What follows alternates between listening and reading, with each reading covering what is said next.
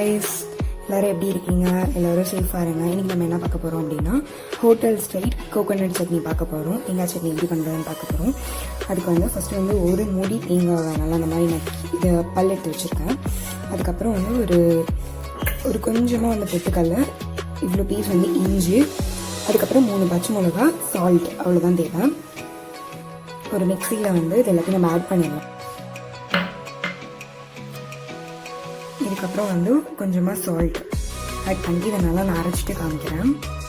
Okay, நான் அரைச்சிட்டு வந்துட்டேன். இது பாருங்கள், நல்லா பேஸ்ட்டாக அரைச்சிட்டு வந்துட்டேன். ரொம்ப இருக்கக்கூடாது. தேங்காய் சட்னி லைட்டாக குறை இருந்தால் நல்லாயிருக்கும். இப்போ நான் இதை எடுத்து இதில் நான் மாற்றிட்டு நம்ம தாளிக்கிறத எடுத்து நம்ம பார்ப்போம். இது மாதிரி தாளிக்கிற சட்டி வச்சுக்கோங்க. வச்சுட்டு எண்ணெய் ஊற்றி கடுகு உளுத்தம் போட்டு தாளிச்சு நம்ம அதில் போட்டுடலாம்.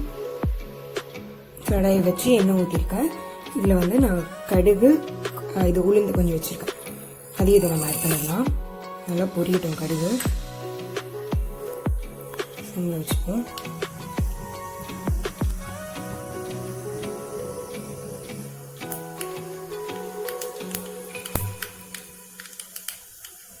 நல்லா லைட் ப்ரௌன் பண்ணணும். நம்ம இதை ஆஃப் பண்ணிடலாம்.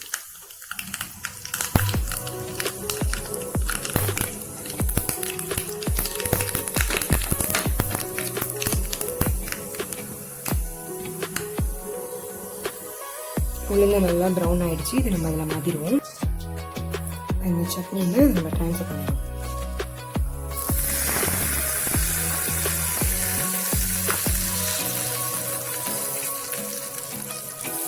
நம்மளோட ஹோட்டல் ஸ்டைல் தேங்காய் சட்னி ரெடி ஆகிடுச்சு. நீங்களும் இது எப்படி இருக்குன்னு ட்ரை பண்ணி பாருங்க.